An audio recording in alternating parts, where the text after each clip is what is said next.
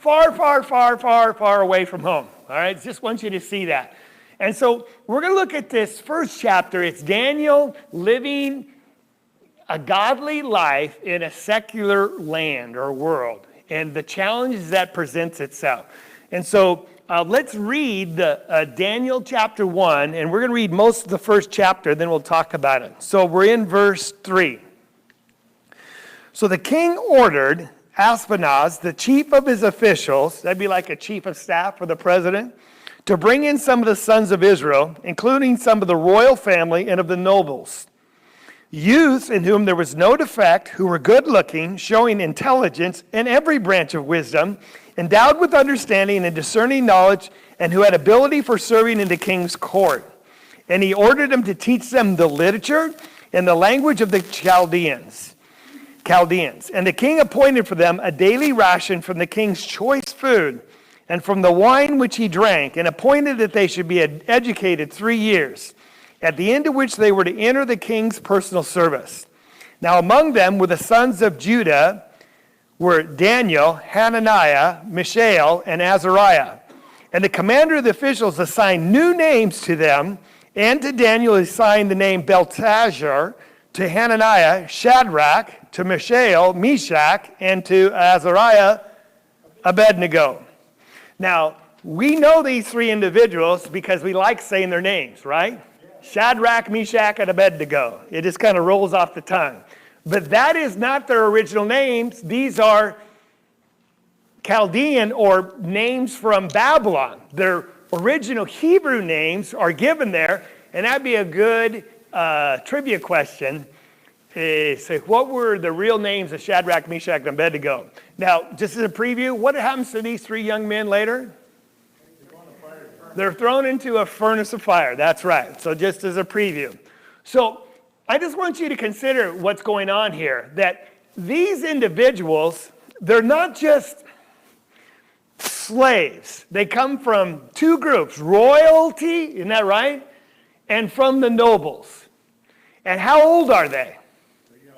Well, say youth. Now, that's hard to determine their age, but somewhere from their teens to probably 20. You know, that's it. Okay, so they're young people, and they're being carried into captivity. So it's interesting, when a king conquered, did he kill everyone? Well, obviously not. He took sometimes the best of the people, and he introduced them into his society and used them. And that was part of the Babylonians, sort of like the Romans allowed people to worship even after they conquered them. They allowed them to maintain their own worship. That he would let people come in and use their knowledge and their skills and incorporate them into their own society. And that made the Babylonian Empire, largely great. But what kind of youths are they that he's handpicking? Notice what it says. No defect. That means what? Well, yeah, but what does that mean, without blemish? Well, in other words, they were very healthy. All right, did they have a outturned leg and drag it? No, I mean, these were good specimens athletically or physically. All right, how about appearance? Now, that's in beauty's in the eye of the beholder, but they were good-looking fellas, but they were intelligent. And I think this is in the disciplines, because every branch of wisdom, so that would be mathematics, literature, history, all those things, those disciplines. Endowed with understanding and discerning knowledge, that would be wisdom. They had leadership skills. They could see the end from the beginning. And they had ability for serving in the king's court. So he ordered them to be taught in the colleges of their land. So what we really see here is a fulfillment of the promise in Isaiah 39, when God said, when you're taken in captivity, this is what's going to happen. Some of your sons will issue from you, whom you will beget, will be taken away, and they will become officials in the palace of the king of Babylon. That's interesting, that slaves are going to become officials in this foreign land, according to God's command or his prophecy. But really what we're seeing here is I call it a brain drain. Because where were they taken from? Israel. The best of the best taken to Babylon, what's left in Israel? Just the lame, the old, the diseased, the ugly, no, the slow. All right, no, it's the best are taken into captivity. You see that. Now, imagine if you were one of those young boys and you were raised in a noble family or a royal family, and all of a sudden you find yourself shackled, led in captivity in a foreign land where you don't know the language, you don't know any of the customs, and you go, what happened to my life? Has it turned south real quick? Now, there's two choices or two paths you could take at this moment. You could sulk, you could whine, and you complain, and you could ask the proverbial question that everyone has. It's almost obligatory when something goes wrong in the United States. Someone always says, why did God do this to me? You know what everyone does? But when things go well, does anyone ever say, why did God do this to me? They only ask that question when things go bad. Now, these young boys are faced with a catastrophe. It's really traumatic. And we're going to see how Daniel chooses to push forward rather than look back, and to be an overcomer rather than really have a slave mentality. And it's really quite marvelous. It gives us an example of how we can live a godly life in an ungodly world ourselves. And that's the lessons we want to learn. Yes? I think some of it, though, might have been a 50-50 thing because of the description of the people that he took. Yes? I mean, looking at people today of that kind of description, upper teens, over 20s, good-looking, athletic, you're going to have some people who were godly people, and yes, this is a catastrophe. You're going to have other people that are going, really? This is our torture? All right, Yeah. sign me up. And we got the best food, the best wine, we're being taught, we got people Right. that are great. And that's true. If you didn't hear everything he said, some people are going to take advantage of the situation and rise to the top. What's going to set Daniel apart, he's not going to play their game totally. He's not going to rise to the top according to their means. He's going to say, whoa, there's some lines that I'm going to draw that I will not cross. And we're going to illustrate. But you're exactly right. Yes, Matt. Well, the thing is, remember, the reason for picking royal families and nobles is because they were going to be educated. Yes. And they're going to be taught how to act in front of nobles and kings, and so They're already literate. They already have that decorum. That's right. if only, if you really think about it, those were the best choices. They're the cream of the crop, and that's why I call it a brain drain. So you're seeing what kind of people we have here. So here's what he said in Acts. He says, let's give them a daily ration, so we'll feed them the best food so they can be healthy, right? Then we're going to educate them in our schools. We'll get them the best education possible. That's like we're giving scholarships to the brightest of our country to go to the best schools, supposedly. Then we're going to put in the government service. And then, thirdly, we're going to give them new names. I want you to see four things that are going on here that they have to deal with. And there could be potential problems. There's going to be a change in their diet. There's going to be change in their education. There's going to be change in who they serve. And there's going to be change even in their name.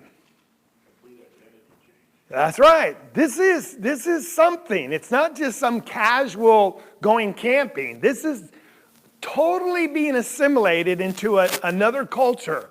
And are they going to go with it or change? Now, their names, we already saw that, are changed right here. And we'll mention that in a second. But they've come this far, and here's what's happening. But I just want you to see in three areas. Socially, are they being reprogrammed? How about mentally? Just their education. They're going to learn the language and the literature and all the schooling of this new nation. Then how about physically? Yeah, they're being asked to eat the king's food and all those things that they deem important for you to be healthy. This is a total re-socialization project, okay? I'm reminded of this. Anyone remember what that is? The Borg. If you ever watch Star Wars, The Next Generation, the Borg comes in. They're famous for what? They're a bunch of mechanical computer things, and they would hijack people and then make them half computers and half humans, and you're all part of the collective, and you all think as one mind. Of course, Captain Picard got taken in. And what was the famous line from the Borg? That's right, exactly. You cannot resist. You don't remember this? You didn't have TV growing up, I understand. What's that? That's why you're still healthy, I know. It was just one of those sci-fi. That's what this reminds me of. You're being assimilated, and is resistance futile when you're a slave? Well, we're going to see that Daniel says, there's a line that I'm going to cross. But he picks his battles, and that's what I want you to see. Yes? I was just going to say, the alternative was to be treated like a slave, and, You'd be in the quarry picking rocks, right? But sometimes if it means you have to compromise your morals or your spiritual values, what are you going to pick? To live in royalty or be in the mines? Well, how about Moses? He considered the reproaches of Christ better than living in Pharaoh's court. And he gave him up for what he said, the passing pleasures of sin.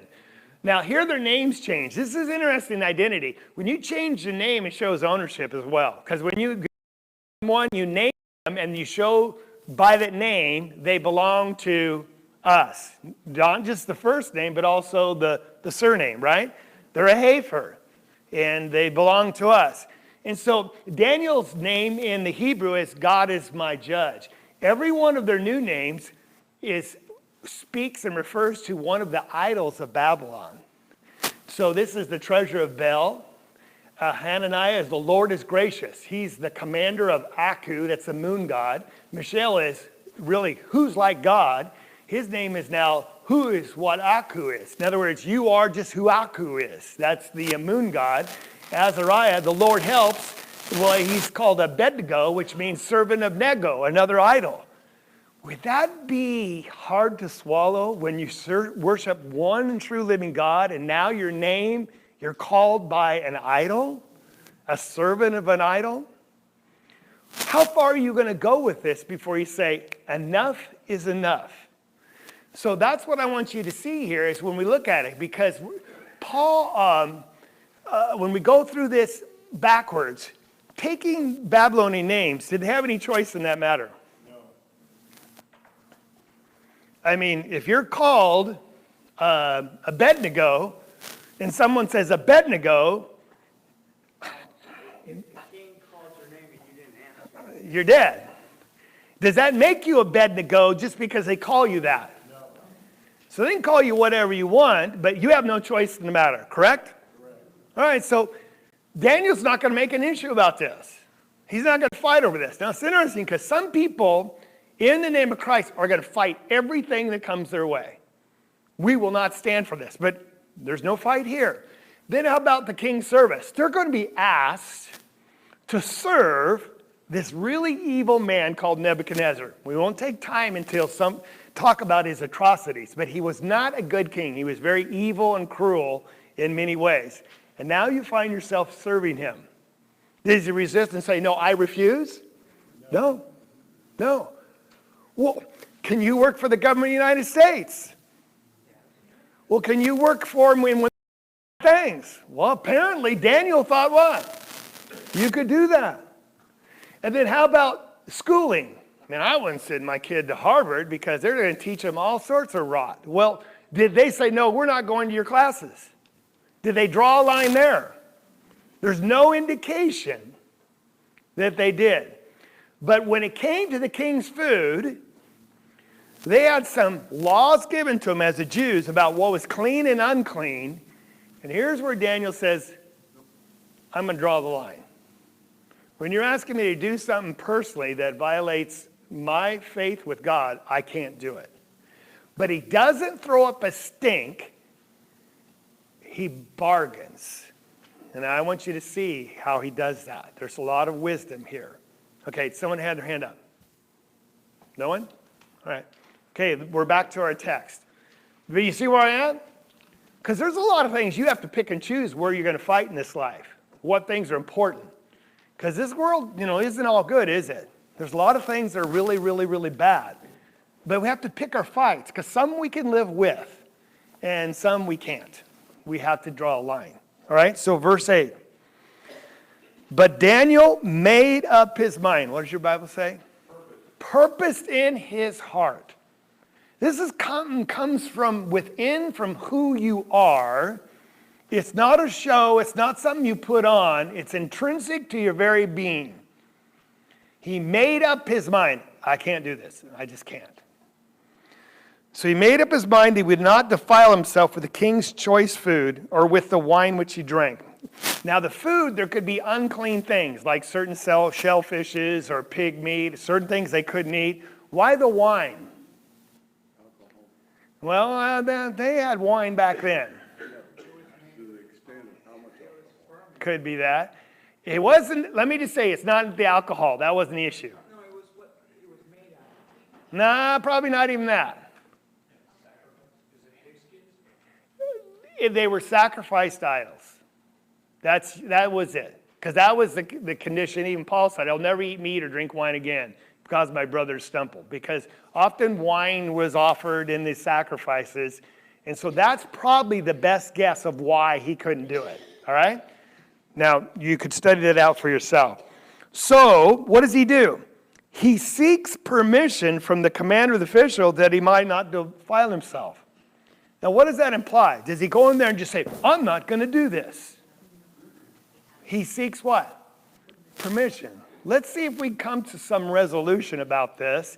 Now, what if they couldn't have? What would he have done next? I don't know because it doesn't say.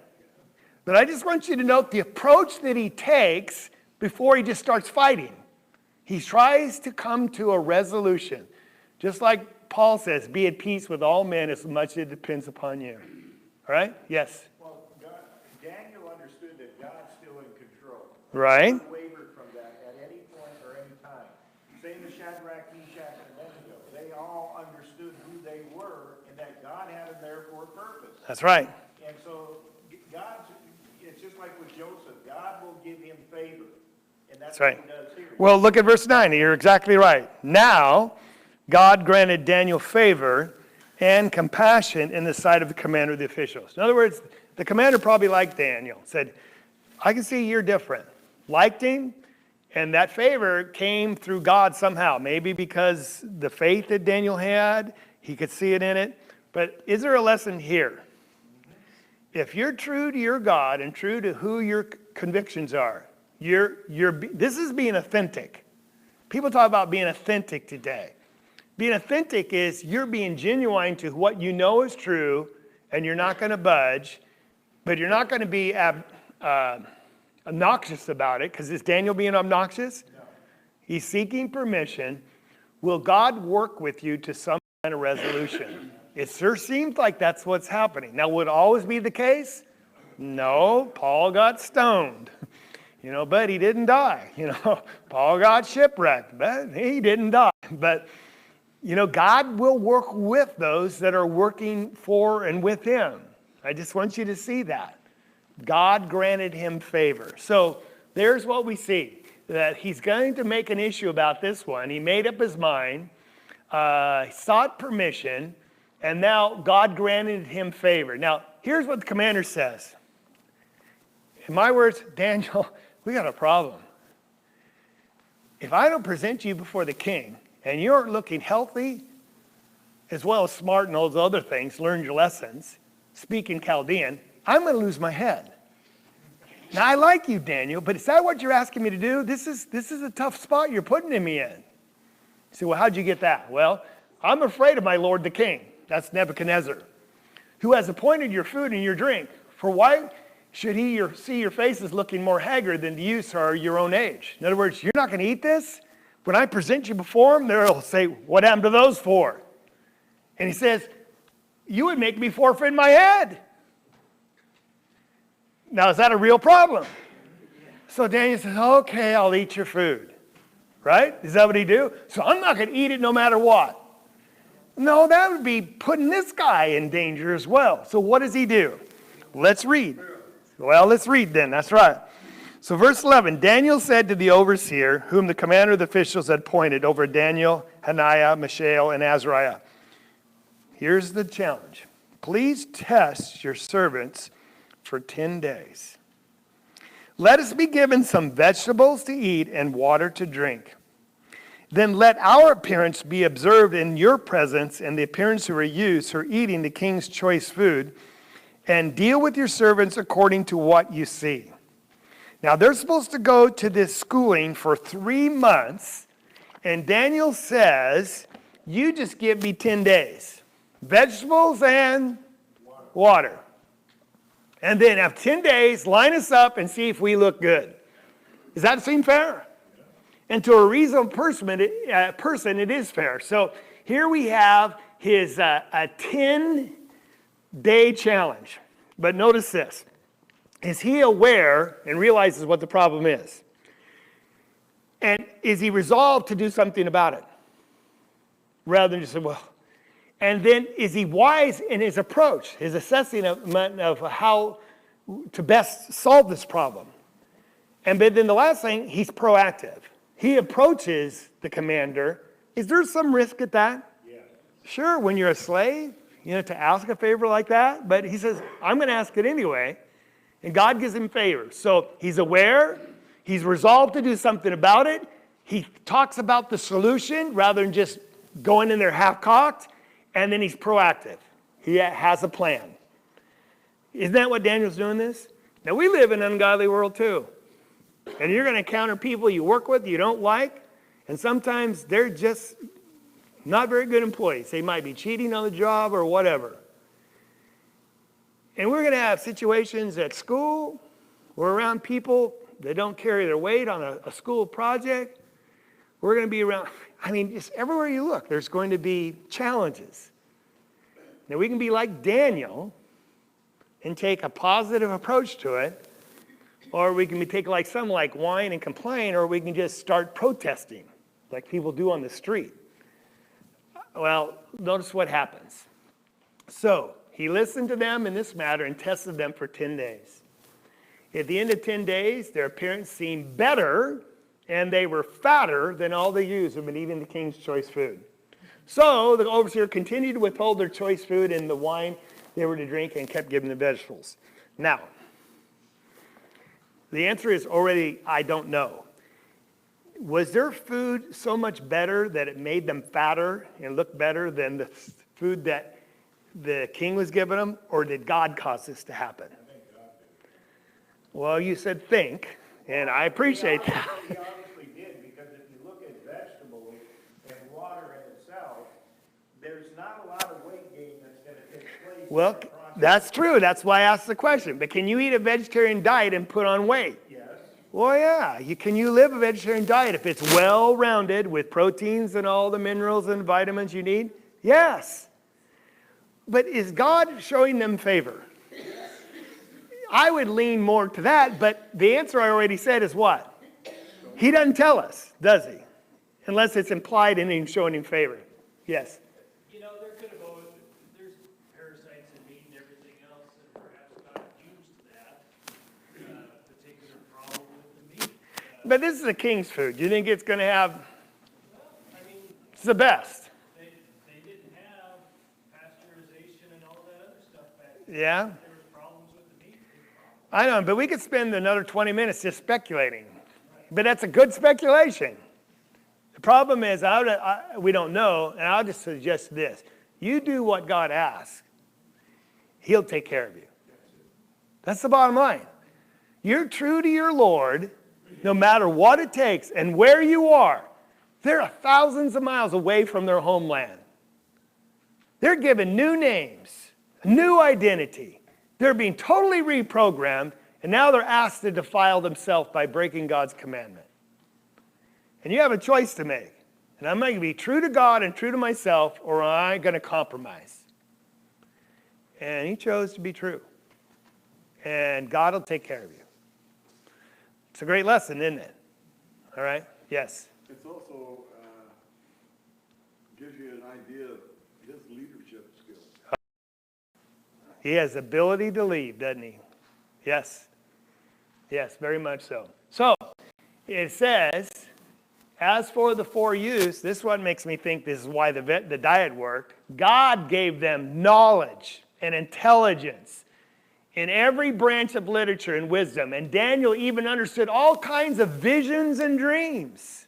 Beyond just, intelligence, God gives him the ability to interpret dreams. Now, we're going to see that in chapter 2.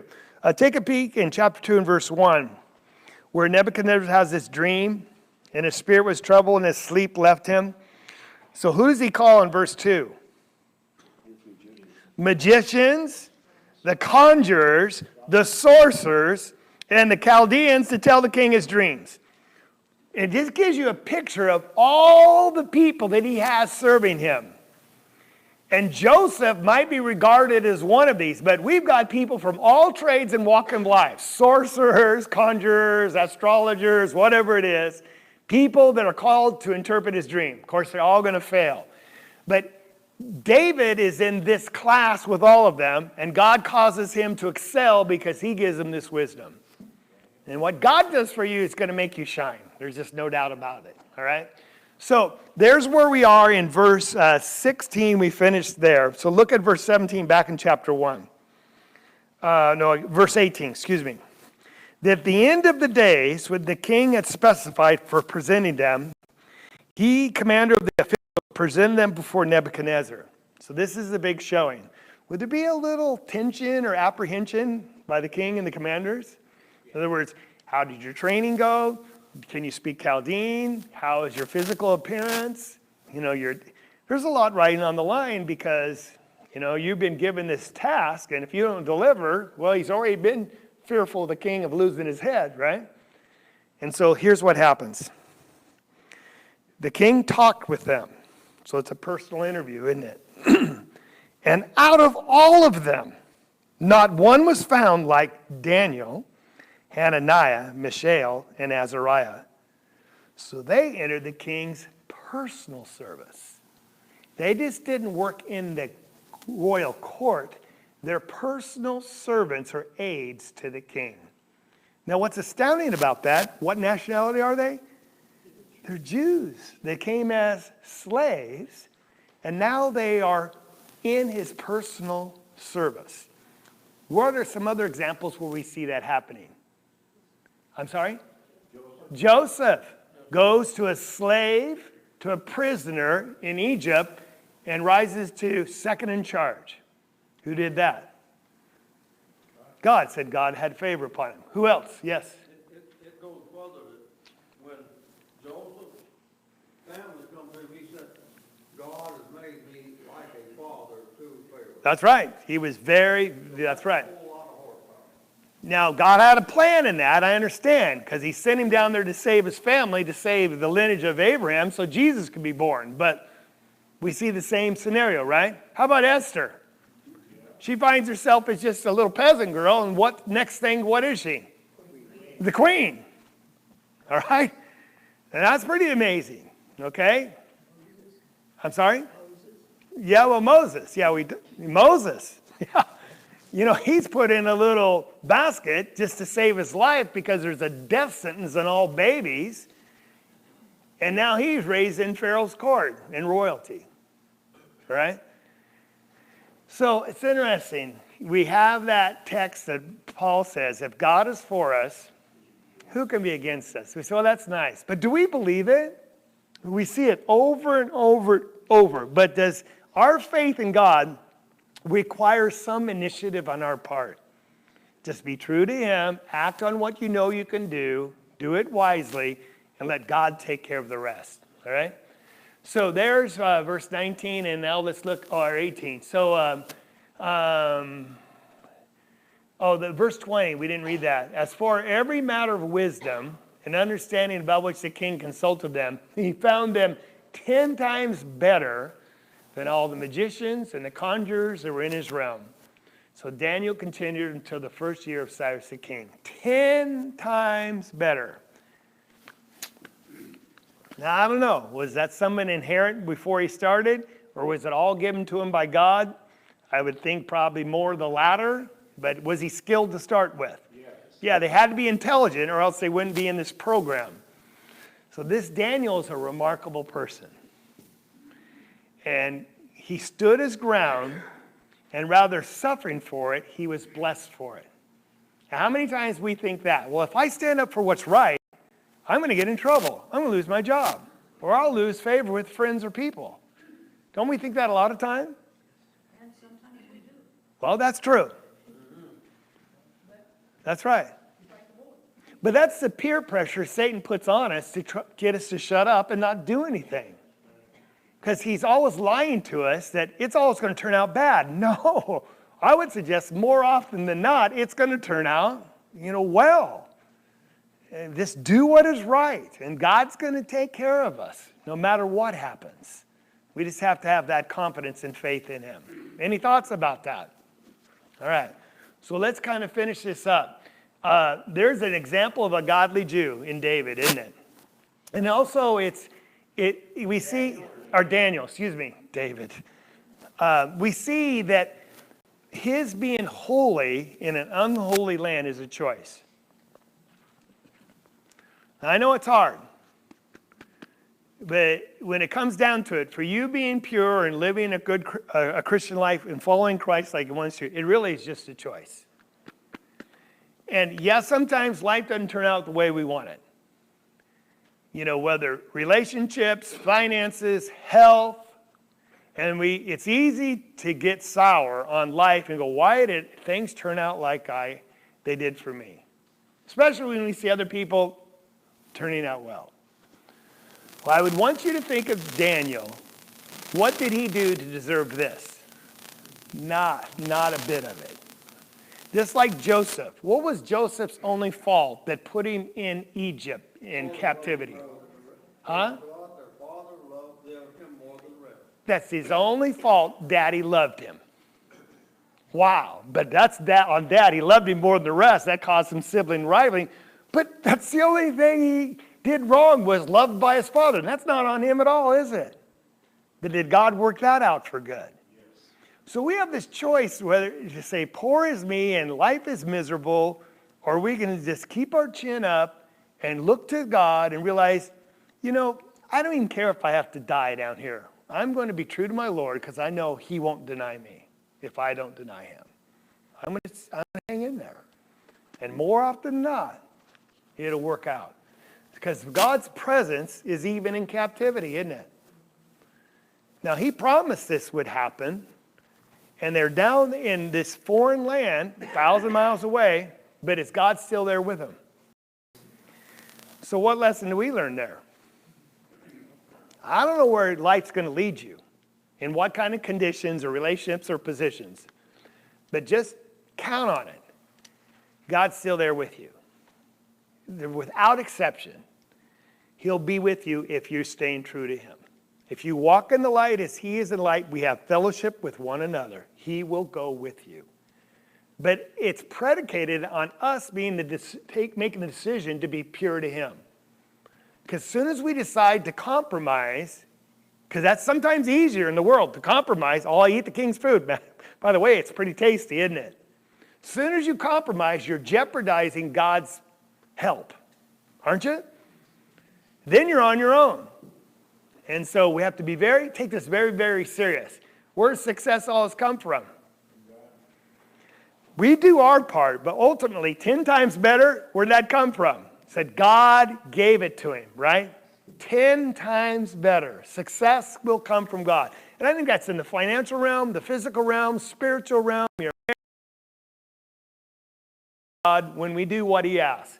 He said, well, I don't know how it's going to work out. Well, just let him be God and you just be his servant, right? He could work miracles, can he? Yes. That's right. And maybe he wants us to suffer for a while just to grow up a little bit too. Jesus learned obedience by things which he suffered. And then when it's right. This is interesting here. Can you please God and man together? Which is it?